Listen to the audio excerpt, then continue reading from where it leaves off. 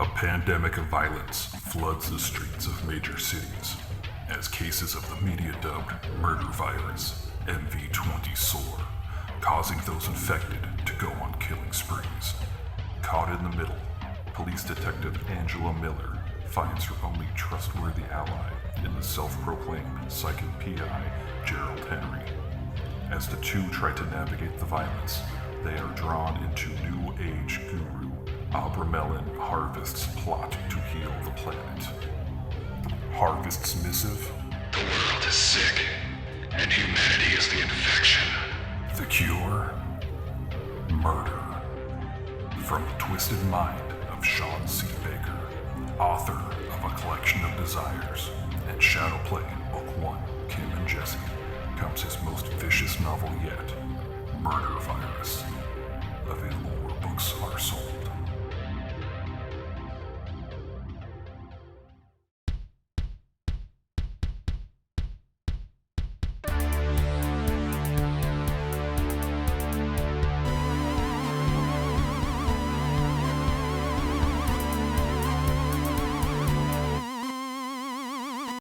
Hello, welcome to another episode of the Horror Vision Horror Podcast. I'm Satanic Sean.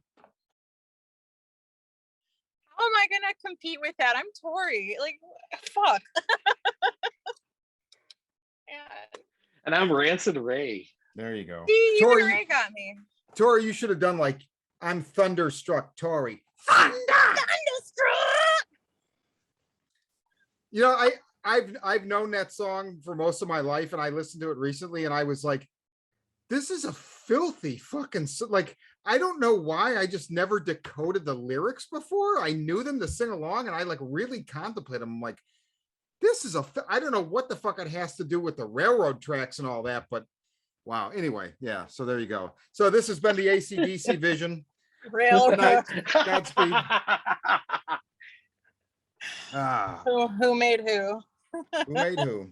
So guys, so for those listeners out there, here's what we're gonna do. We're talking James Wan's Malignant right now, which is on HBO Max until, I don't know, I think they put them on there for what, like a month or something, and then they'll take it back off. It's also I think it's theaters. supposed to be until October 10th, if I remember correctly. Okay. So you if you have HBO Max or somebody signed in code, you can watch it, and we're going to tell you either why you should or why you shouldn't. We're going to do about 10 minutes spoiler free. So you can listen to this if you haven't seen it, and we'll try and give you, no spoilers, just a reason to see it or to avoid it. And then when you hear the sound of the chainsaw, if you haven't seen the movie, you better run like hell, because that's when the spoilers are coming to get you. Oh man. There'll be no place to hide. Just avoid the movie. Avoid it. I'll just say it right now. Avoid it. Okay. So talk about why they should avoid it. That bandit up, because it was okay. I can't say much because we're still not in spoiler mode, but that movie couldn't figure out what the fuck it wanted to be. It could have gone, to me, it could have gone really cool giallo, body horror, but it didn't. It mixed up way too many ideas, and I love Juan. I think he's good at like developing tension. He's great with lighting and the colors, but I couldn't do that movie. 40 minutes in, and I was like, this is shit. That's interesting. We'll come back to that number. So but you did finish it. Yeah. Okay. Maybe not 40 minutes. Maybe it was more like 20. I was like, oh man, if this is how we're going, we'll come back to that. It's going to be a long 2 hours. Ray, what did you think? Spoiler free reaction. What did you think about this flick? It's all right. I mean, it's not the worst thing I've ever seen, but it's definitely big budget horror. It's definitely something where somebody has money, because it looks very polished. It does look nice. The sets are really interesting, and but that being said, like, she's right. It's a mumble jumble movie. It could be several different genres. It just doesn't know what it kind of wants to be. And as far as like the concept, I don't want to go into that before the spoiler start, but quasi original is what I'll say. Quasi original, but yeah, I mean, I'll Tori's explain shaking why her I said head no. quasi. I know, I understand why you're shaking your head no. I'll explain why I said quasi original. But yeah, it looks really great. I mean, and some of those sets were really cool, but it kind of bothered me why some of them felt wasted. If I can say that. Yeah, some of the sets and the locations really felt wasted. Like I was like, wow, you created this. I mean, the hospital, the But like underground, like the fuck. James Wan though is great for taking no budget whatsoever and making this great Yeah. fucking movie. That's like how he got to be where he is, right? Saw and Insidious had a total shoestring budget, and those were great sets too. Yeah. I wouldn't be surprised if I found out that the distributors or the producers were trying to put their hand in the movie and made it the jumbled fucking mess that it is. Very possible. Before we get into spoilers, like I think the concept, I thought it was pretty cool. Like I think they could have done a lot with it, and he fumbled real bad. So, so my spoiler-free reaction, I think, is going to surprise both of you. So, I did not, for the first 33 minutes, I actually paused it when this changed. For the first 33 minutes, the only fucking thing I loved the camera, and I loved everything pertaining to, like, there was a shot of I think it was the sister pulling into the driveway and getting out, where it was like clearly, like, at first a crane shot that came down and then followed the car into the driveway.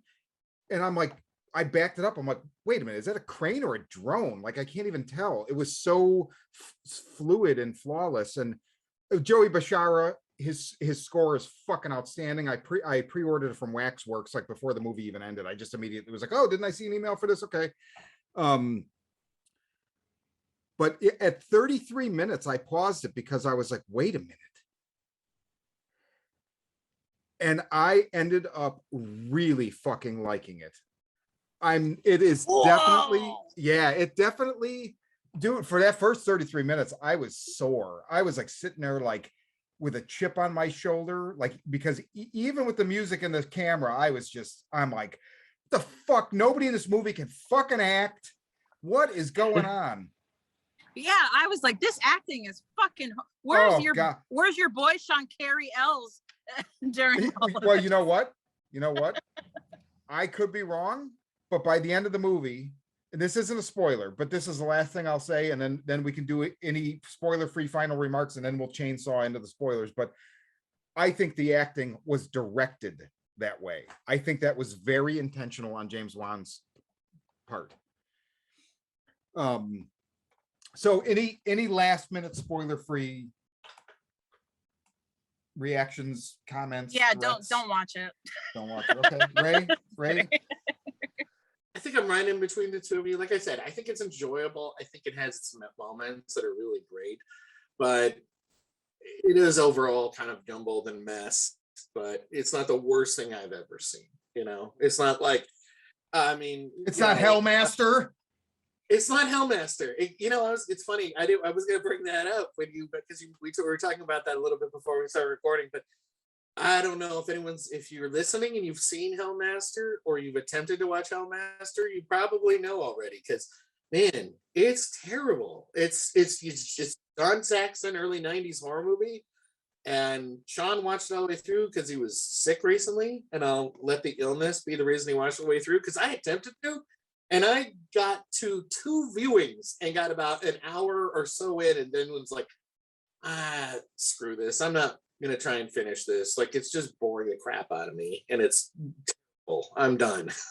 I mean, that's saying a lot, too, if Ray can't finish a bad movie, because Ray is like all about the shitty movies. True. Yeah. Mannequin. So, okay. Here's this, at the sound of the chainsaw, we will be in spoiler country.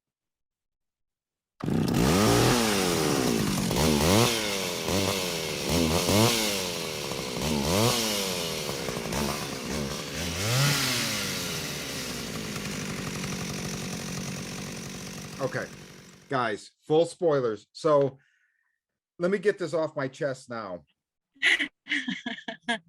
I was so shocked I turned around on this movie, and the scene around the 33-minute mark, I believe it was 33 minutes. The killer brings whatever the timestamp was, the scene where the killer brings the tour guide from the Seattle Underground to that room with the fan in it and hangs her, like bolts her up. I understood everything about what James Wan was doing. And he was, and this factors into the directing the actors to be stilted and not very good at their deliveries and reactions. He was 100% emulating 70s Italian giallo, right down to the fucked up acting. Everything about that. And all of a sudden I was like, oh my God, everything about this makes sense. And where, like, Tori, you said like, oh, it could have been giallo or whatever. I think the thing with it was, you think of some of those giallos, like let's just think of Phenomenon, right? There's so many goofy fucking things about Phenomenon, like, oh, Jennifer Connelly can talk to insects, and the monkey does what Donald Pleasance, and it's like the monkey most, murdered a man.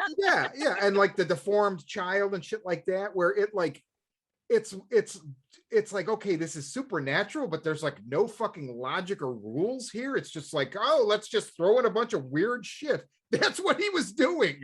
And as soon as I realized that, everything after that lined up with that interpretation. And the only thing I didn't like after that was the end battle at the cop shop looked like a fucking video game from 20 years ago.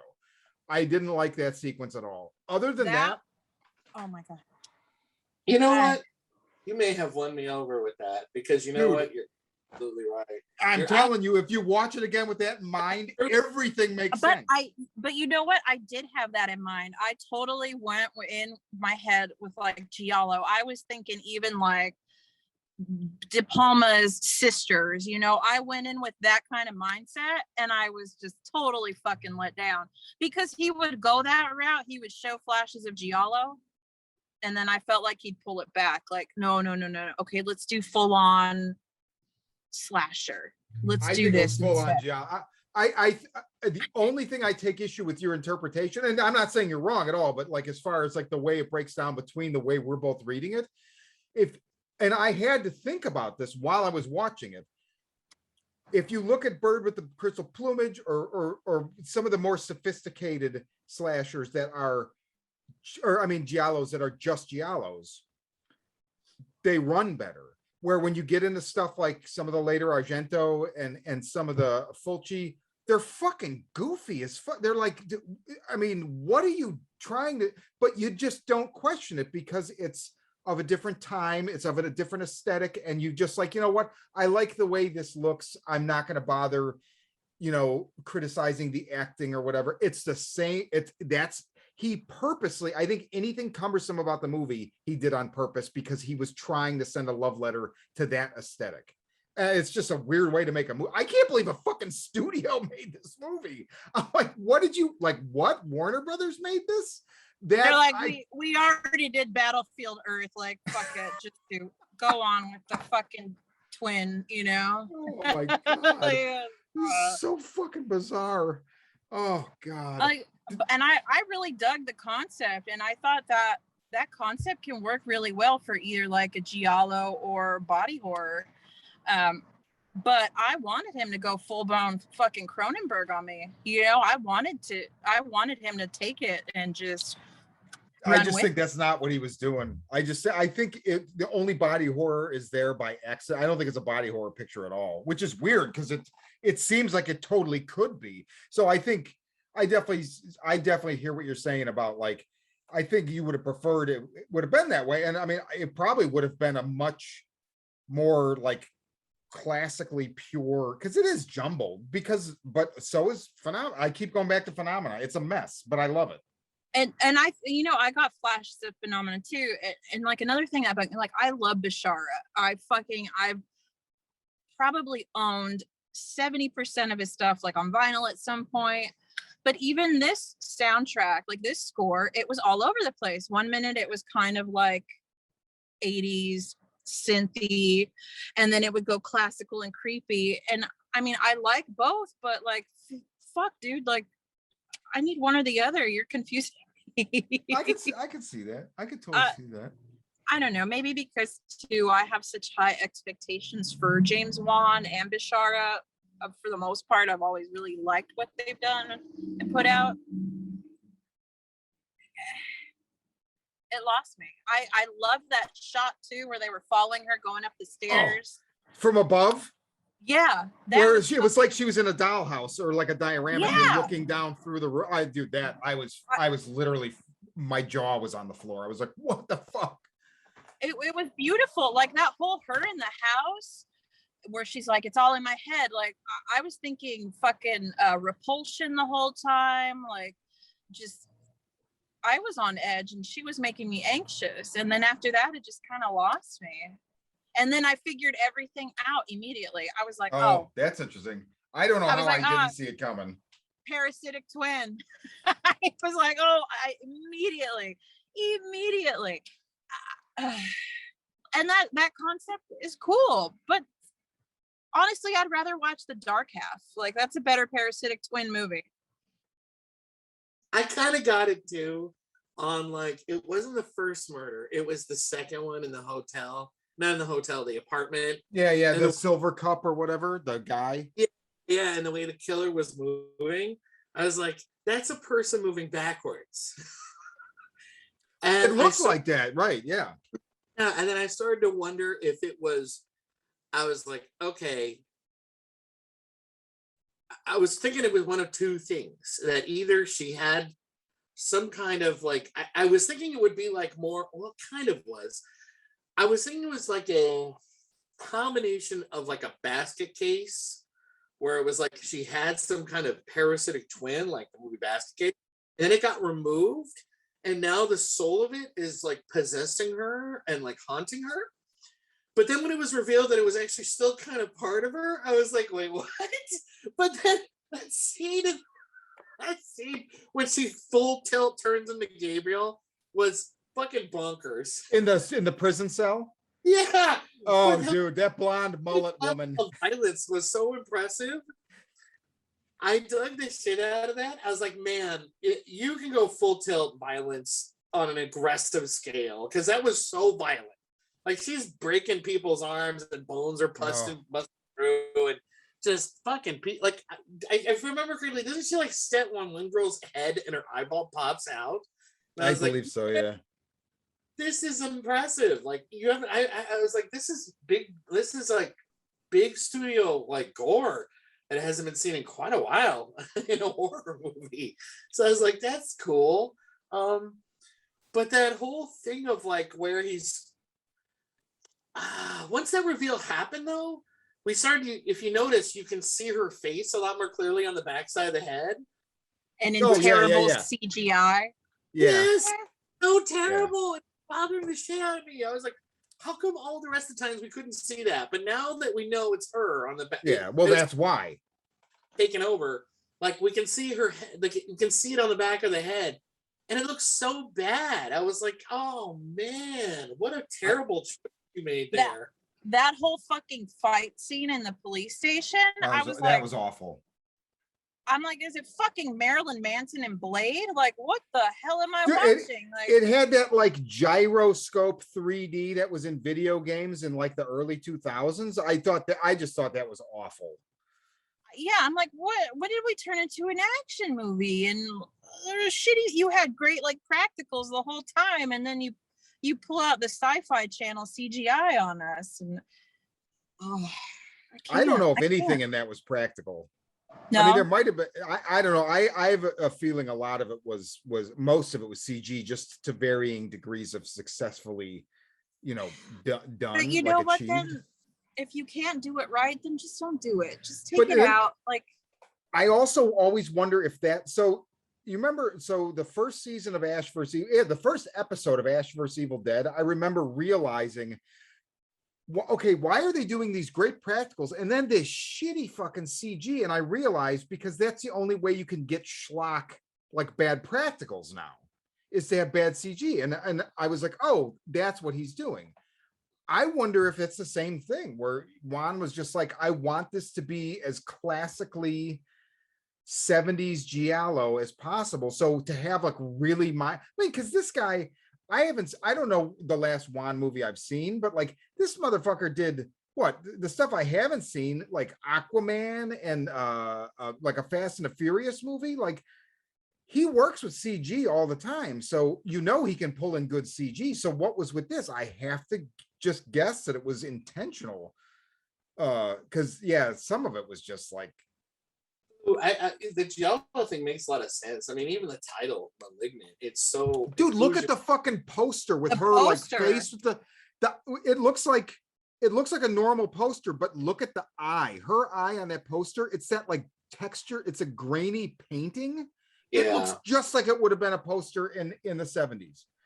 It's oh my god. It's one of those movies where I was almost more blown away at like the process of me like figuring out. I mean, I could be completely off. Maybe Juan would be like, no, I was trying to go for something, really fantastic, and I've never even heard the word giallo. That's not the case. I don't know. Yeah, well, Juan's like, I'm not that smart, you guys. Come on. It was God, I was just so surprised I turned around on it because this is the thing that set me off right away. The opening was the opening. I didn't have any horse in the game at that point, but the thing with the boyfriend, I was like, these characters are one fucking dimensional. Hi, honey, I'm home. Fuck you, bitch. Bashes her at the wall. I was like, oh, so there's not going to be any character development here at all. It's just, but then it just makes sense. But that scene with him hitting her set such the wrong tone for me right away because it just felt awful and forced and like it. I'm like, nothing, dude. I'm not invested enough for you to go here yet. What? And then I immediately was like, oh, he's gonna be the first one to die. Watch. Well, yeah, yeah. I mean, there's something. It's cathartic to watch terrible characters get theirs, but when they're one dimensional and so obviously just there to like, isn't it going to be great to watch this guy die? Here, he's going to die now. Enjoy. Like, no, there's got to be some kind of buildup. It can't just be that quick, So that, I don't know. Again, the first 33 minutes or so was not. I don't even know if going back and rewatching it. If I probably feel the same way. I don't think that'll iron. My interpretation will iron that first 30 minutes out. I agree with both of you. It felt so jumbled at first. I was just like, what is going on? In the action movie intro, right? Cut out the cancer with the fucking dart gun, I'm like, what? Yeah, and I honestly was pretty shocked that we saw so much right away too. Like I didn't expect to see like the creature, you did because it was like behind it, but I mean you could. Still, you got a pretty like kind of a clear view. I was like, okay, this is what we're going for. Immediately I thought of the creature from Funhouse. You guys ever watch Toby Hooper's Funhouse? Where the things all the creature's pretty fucking scary. Yeah. I liked Gabriel's little Tyrannosaurus Rex arms.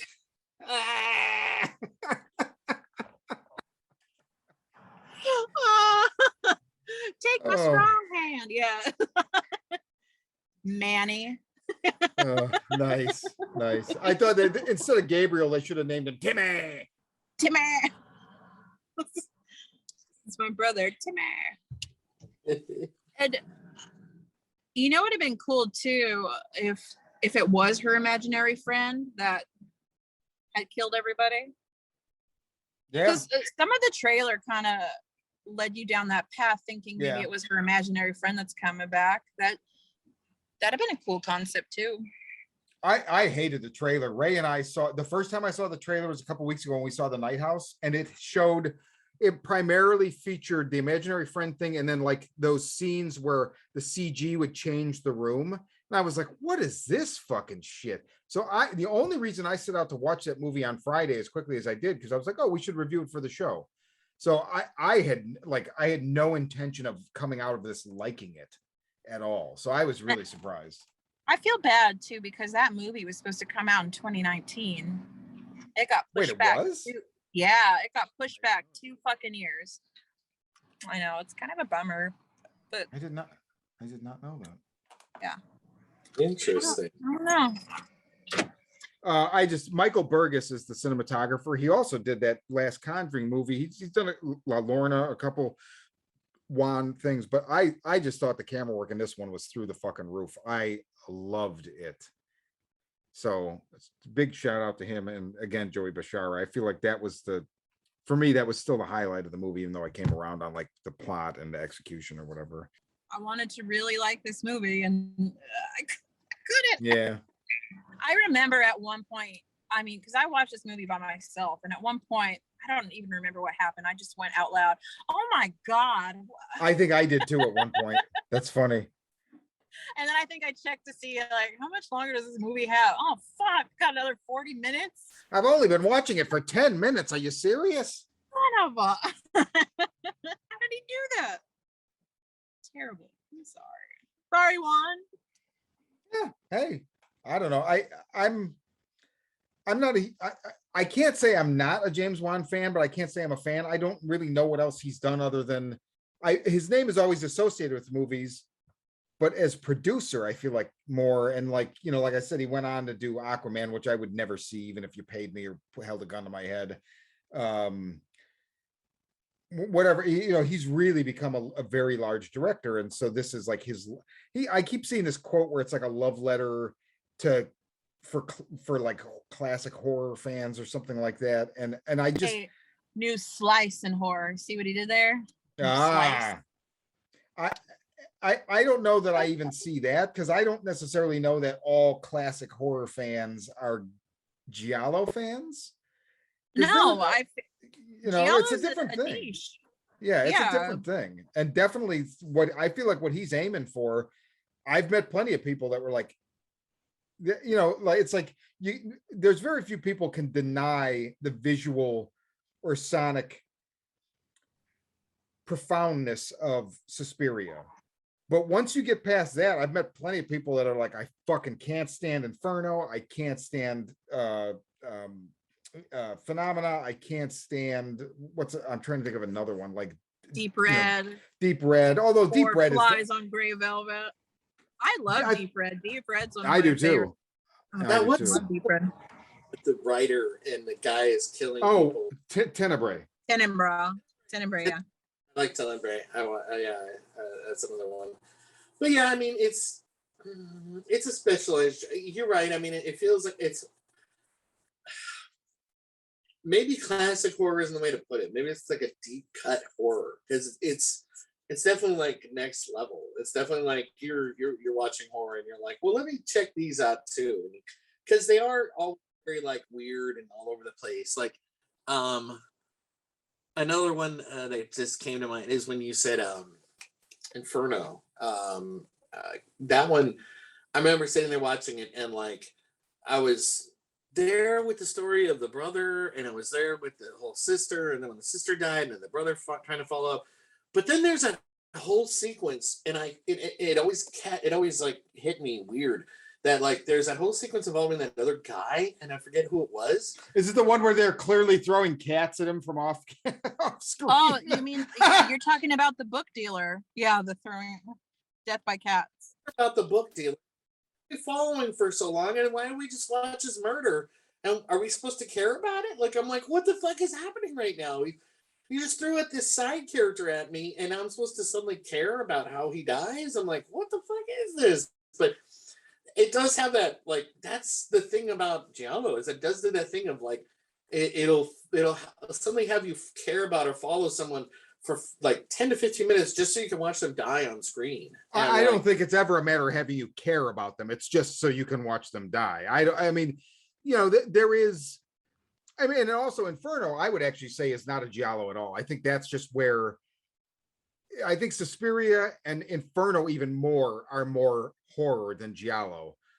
But you know, Phenomena, I keep coming back to that, but that is definitely, so there's the point, you know, if you take Bird with the Crystal Plumage, that's straight Giallo. There's nothing supernatural about it, whatever. And then as his career progresses, he starts to work in the supernatural a little bit more. So then you've got, you know, Deep Red, there's nothing supernatural, but the whole like mechanism by which the crime occurs and is solved becomes a little bit more ludicrous. Like, and then you get obviously Suspiria, where it's kind of complete, or well, the phenomena would be the one where it's like definitely a giallo, because like the beginning, you know, the girl running and you see the hands get loose from the chains or whatever, and then you see it like when it fucking stabs her and her head goes through the glass or whatever. And eventually by the end of it, it becomes, I mean, it's a giallo, but it becomes horror. And then I think from there, it's just, you know, he goes full horror for the other, you know, those other two. And Deep Red has the psychic, so it kind of has a little bit of that. A little bit, but that it's like that's the first introduction of the like the horror elements. I mean, obviously giallo has horror elements, but like the you know, supernatural or whatever. And I just think this was, I just really think it was an attempt to do that. And I can't believe a studio, I just can't believe Warner Brothers greenlit. I mean, he's got to just have, I'll bet it was a lower budget. And I'll bet he was like, look, I just really want to do this. I'm James Wan. I'll do your next Aquaman movie or whatever. Just let me do this and give me, you know, whatever the pittances that you'll allow for me to just kind of, you know, do this. I'll do Aqualad for the super DC fans. I don't care. Yeah. Just let me. There you go. I mean, you might be right. I think, you know what? I don't know why I kept going back to what I was, because once I realized what was happening, and then especially that scene where they're showing the videotape and you see Gabriel, like, even before that, I just kept thinking about movie Basket Case. And I don't know if it's because I just recently saw it about maybe a month or so ago. That's clearly influenced. But it's, man, it just feels like that. You know what it is, too? It's the way that Gabriel wants to kill off the doctors. Because that's the whole motivating force for, I'm totally blanking on his name right now. The little Bilal. Who else? It's in there. Yeah, another biblical name. But, yeah, Bilal has that his whole drive is to kill the doctors. His brother wants nothing to do with it, but he's going to help him. And he just wants to extinguish these doctors that separate the two of them. And like, I was like, I kept thinking like, man, Gabriel, he's just, because that's his whole thing. He was like, I want to get rid of them. And like, there's a group of people that I blame for my lot in life, and I'm going to take them out. And I was like, oh, okay, this is kind of like Basket Case. A little bit, it's like somebody tried to class up Basket Case, which is funny to me. But you know, like I said, I thought it was entertaining. You know, when it got to that whole sequence in the jail and then the police station, it's really violent. It's really over the top, but I thought it was entertaining. You know, there's also, I mean, I felt like it was leading up to it because they had that whole chase scene where the cop is running after, and then he gets away. So it felt like it built to that. My one thing is that if Gabriel can like pretty much take over her at any time, which this is the one like huge. Well, this is the one plot hole that just bothered me in the whole in all the sequences, is that if he can pretty much take over at any time, and he's there being interrogated, and then he makes a phone call. Why does he wait until he's in the cell to emerge? And is it because I don't know. I still like, is he just going for body count, you think? Or is he just or do you think the girl's like beating her up? Yeah, that's like what it was supposed to be. Again? Yeah, that's what it was. Yeah. Like, because he didn't pop out until she got hit in the head again. And then he's protecting his sister. So yeah, because like, they were fucking her. Well, he's not protecting his sister. He's protecting himself because he needs his sister's body, right? But no, they were fucking her up. So like it like that was kind of a life. Like I either manifest now and get involved, or I mean, you know, because I remember thinking like, where are the cops? Like, this is the police station, and there's like 15 women beating the fuck out of this one woman, and like nobody's there. And the cop of all the cops show up 10 minutes later for the fucking Blade fucking blood club scene. Yeah. The 70s horror theme might actually make a lot more sense with the way that the costumes are for all of the other females in that jail scene. Yep. Because just me, or I mean, the black woman has a big old afro. Yeah. She's from the And is 70s. dressed like fucking Foxy Brown. Yeah. That Yeah, pissed me totally. off.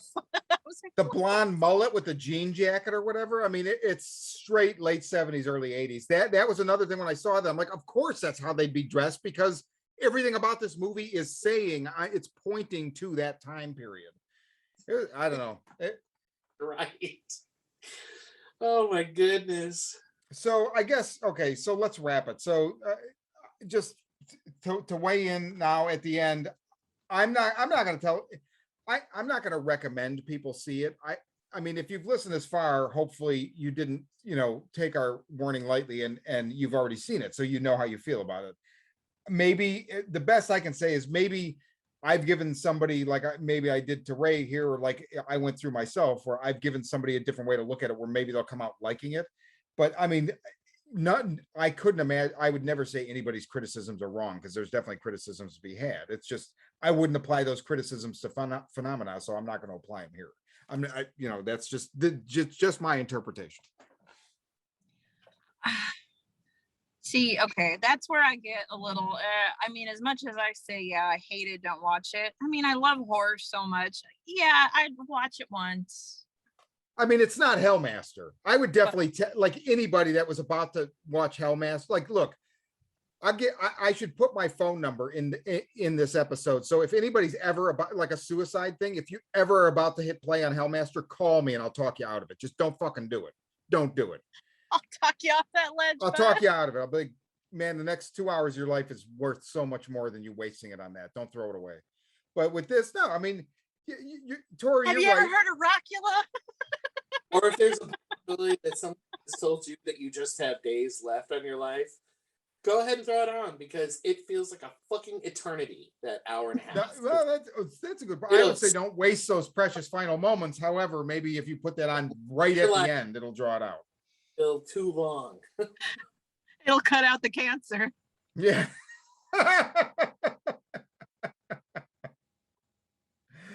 Oh my God. Oh, My God, amazing. Amazing. you're welcome. Juan. So okay, so I'm gonna go thumbs up. Let's invoke the Siskel and Ebert here. I'm gonna go thumbs up. Tori. If we're doing Siskel and Ebert, then take off my jaw, and I'm gonna go thumbs down. Oh, damn. Too soon? Damn. Yeah, I'm sorry. No. We'll see how your parasitic twin thinks about no jaw. My parasitic twin killed him. Oh my God. Ray, what do you say?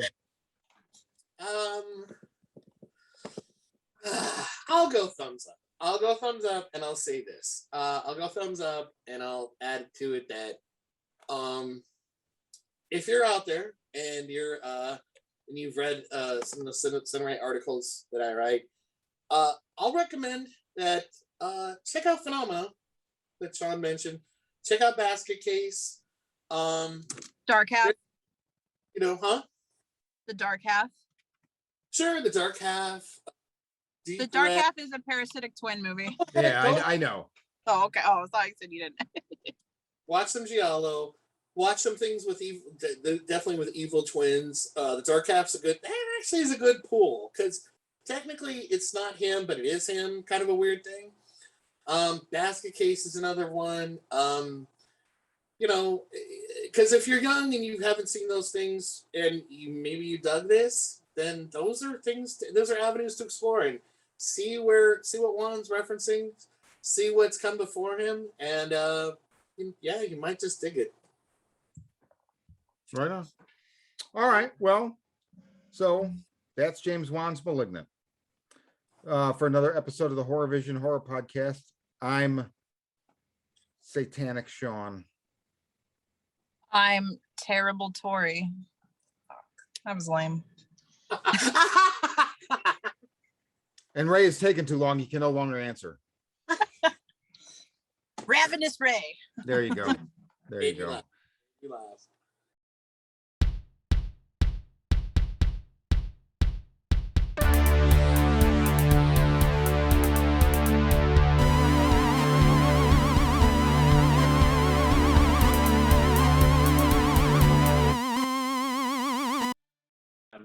plot or anything to speak of. And Uh-huh. I was like, what the hell is this? Like, how did it end? Dude, I don't even fucking know. I mean, they vanquished John Saxon and his demon people, whatever the fuck that. I think they like administered the drug or the something to him, and then he exploded. I mean, dude, I was hoping for so I threw on The Dead Pit, which is fucking great. Like Is it really? So if you're it is a perfect double feature with the original 976 Evil, which I'm a fan of. And it I need is to see so that still. similar, where it has this almost like borrowed Nightmare on Elm Street logic to it and look. And I just really enjoyed it. Neither one of them are great movies, but I enjoyed both of them. 976 Evil I've always loved, but then so Dead Pit, I'm like, this works. Like, I dig this. And Hellmaster I thought was going to be a third one, and no, it's unwatchable.